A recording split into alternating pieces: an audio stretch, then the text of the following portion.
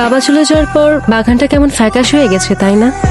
বাবা সব সময় বলতেন মানুষ মারা গেলে নাকি তার প্রিয় বাগানটাও শোক পালন করে। শোক পালনের বিষয়টা ঠিক জানি না ম্যাম, তবে বাগানের মালিক না থাকলে দ্রুত আগাছা জন্মায়, আর আগাছা জন্মালে আসল গাছগুলো মরে যায়। আপনার চারপাশটাও এখন আগাছায় ভরা। জানেন, এই পৃথিবীতে একমাত্র বাবাই আমাকে সব থেকে বেশি ভালোবাসতো। মা মারা যাওয়ার পর কোনোদিন মার অভাব বুঝতে দেয়নি। তাহলে কালকে যাকে দেখলাম উনি? মা মারা যাওয়ার পর বাবা ওনাকে বিয়ে করেন। উনি নিজের সন্তানের মতোই আমাকে দেখেন, অনেক আদরও করেন। যে আদর করে আপনাকে বন্দি করে রাখে সেটা যত্ন না, বরং শক্ত এক খাঁচা। আমি দেখেছিলাম কাল, তার এক হাত আপনার কাঁধে ছিল আর এক হাত ওসিয়তনামার ফাইলে। আপনি কি সত্যিই বিশ্বাস করেন যে মা আপনাকে ভালোবাসে, সে আপনার বাবার লাশের সামনে সম্পত্তির হিসাব কষতে পারে? রিদিতা শোন মা, তোকে দেখে আমার কলিজাটা ফেটে যাচ্ছে রে মা। তোকে একাই ঘরে থাকতে দেখে আমার বুকটার মধ্যে খা খা করছে।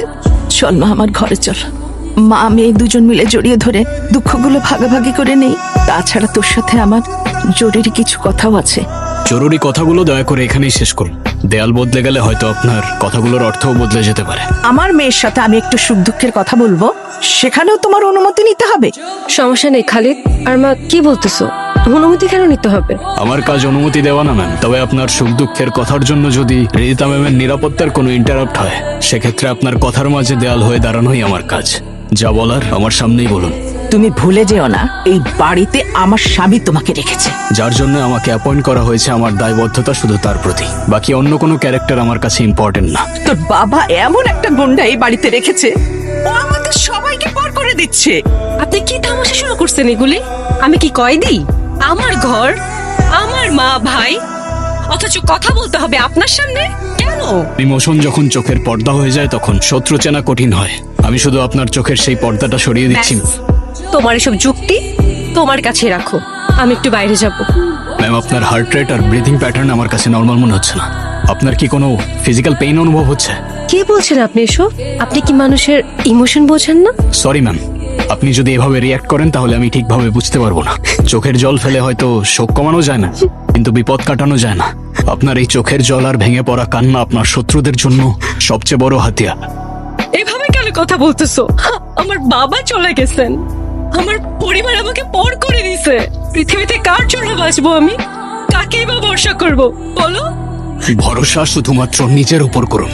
এই পৃথিবীটা একটা যুদ্ধক্ষেত্র, এখানে দুর্বলদের জন্য কোনো জায়গা নেই। আপনার বাবা আপনাকে সবকিছুই দিয়ে গেছেন, শুধুমাত্র লড়াই করতে শিখিয়ে যাননি।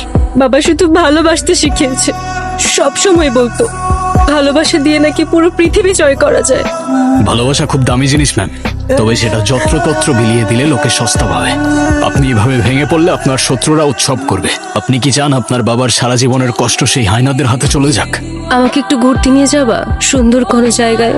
জানো, ছোটবেলায় মা যখন খুব বকা দিত, বাবা আমাকে ঘুরতে নিয়ে যেত। ব্যাস, অমনি আমি খুশি।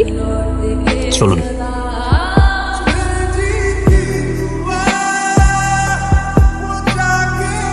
মা, এই সব কিছুর জন্যই তো আমি ওই লোকটাকে এত বছর বাবা ডেকেছি। মা, তোমার মনে আছে এই বাড়িতে ঢোকার জন্য তুমি কত কষ্ট করেছো?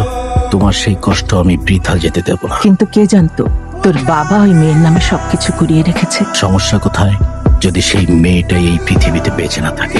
কি করতে চাচ্ছিস তুই? মা, যা করার করে ফেলেছি। মানে কি?